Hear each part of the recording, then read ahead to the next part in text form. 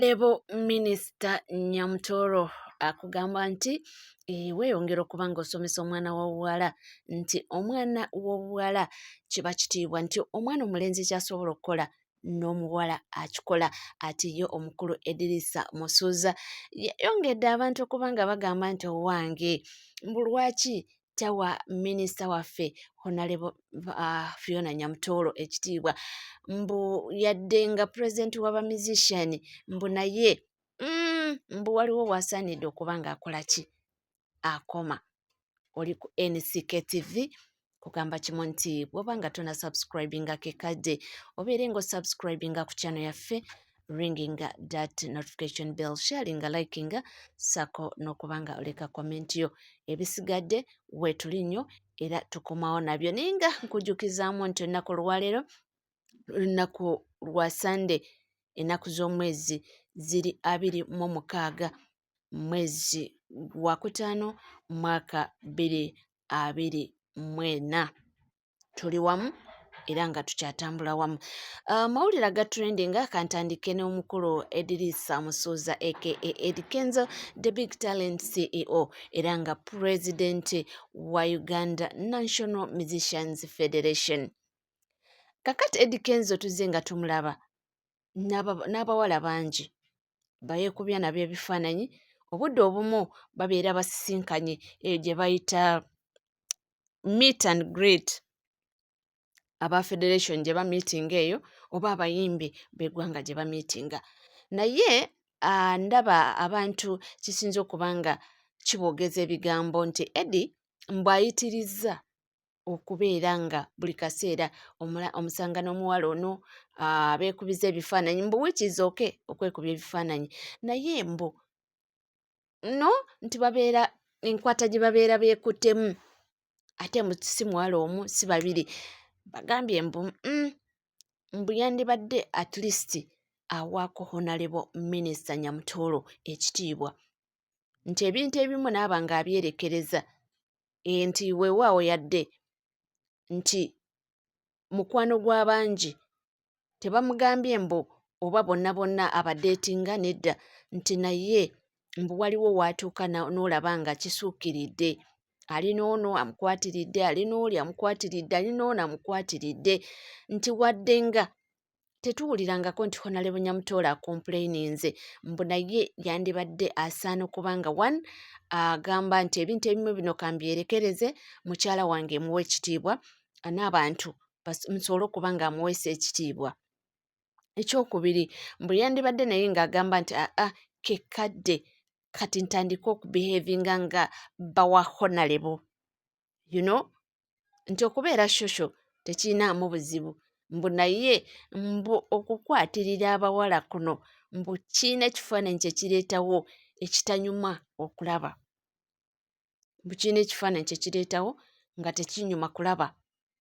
Kino ekifaananyi eky'okuba nga buli kaseera akwatiridde minisita, akwatiridde abakyala abalala bali eno gye bagenze biki biki, nti wadde nga Honorable Nyamutoro ayinza okuba mbu yamutegeera ate era nga you know mbu nga takomplayininga amanyi nti Eddie ali shosho abeera nnyo ne abakyala mikwano gye, nti naye mbu asaanidde okuba nga ateekawoko akatiibwa ako oba nga alagawokoko nti ayina respect gy'awa omukyala ono Honorable Fiona Nyamutoro.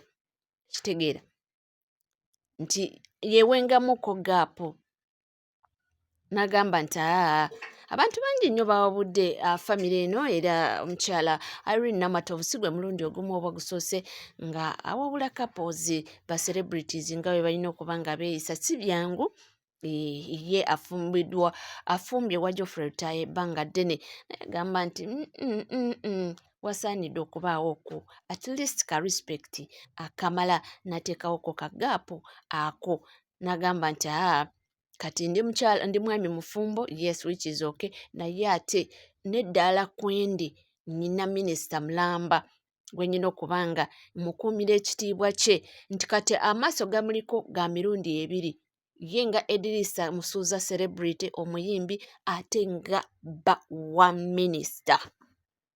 okitegeera nga bba wa minisita kati nti mbu bamulabira mu bitiibwa bya mirundi ebiri, bamulabira mu bitiibwa bya mirundi ebiri. So alina okuba nga mbu nga keepinga respect eyo, ebirala n'abikola naye nti yeerabire mu kiti ekyo ekya Eddie, celebrity omuyimbi ate Eddie bba wa minisita, nti ekyo nakyo kirina okujja ne respect yaayo nga omuntu. Ndowooza advice mbi, temugitwala bubi. Abantu bawa advice, kibeera eri omuntu okusalawo n'agamba nti kaŋŋende nayo oba ngireke, okitegedde. So bwe bityo bwe bikyali era nga we bitambula. Kye nsobola okugamba nti bantu baba boogerako boogezi, tebafoosinga muntu kukola kintu ky'atayagala, naye ate omuntu okuva nakuwa advice si kibi era si mu bubi.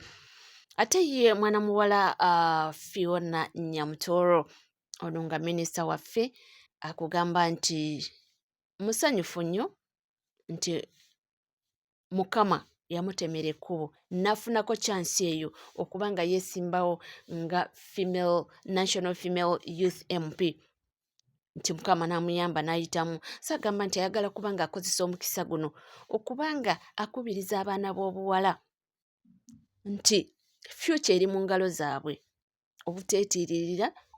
Bw'oba owulira nti ekintu okisobola, try it.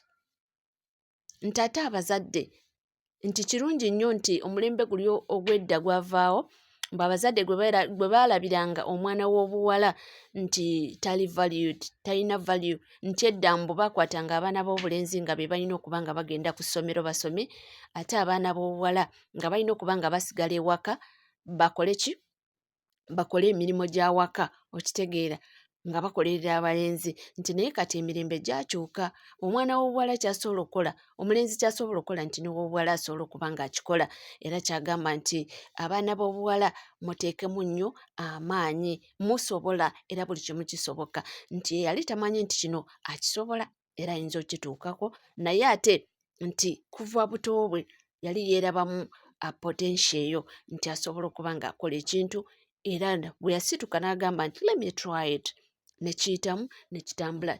Yali takirowoozangako nti lulitya nnaku lumu ne yeesanga nga ye minisita owaleero essaawa ya kakati, nti naye munange Mukama nga waakola ebibye, yagenda okwesanga kati ye minisita. Naye ekyo tekimuggyaako, juzi twamulaba obwa minisita bwe ng'afukamidde wansi ng'abuuza ku bantu, era n'agamba nti omukyala ye backbone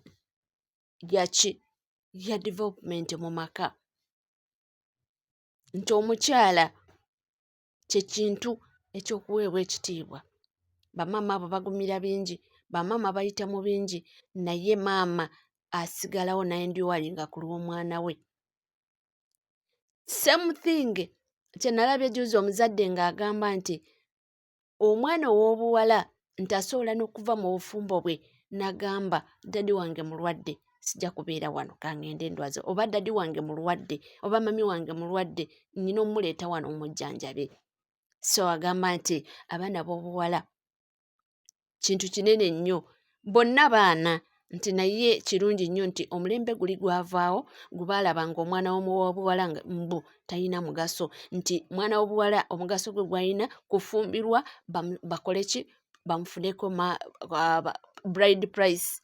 Nti naye kati ebyo byonna byakyuka, byavaawo, omwana w'obuwala ali buli wamu, ate era bakola kyamaanyi nnyo oluusi n'okusitula embeera y'obwabwe, oluusi n'okuba nga babeererawo nnyo abantu mu mbeera emu oba endala.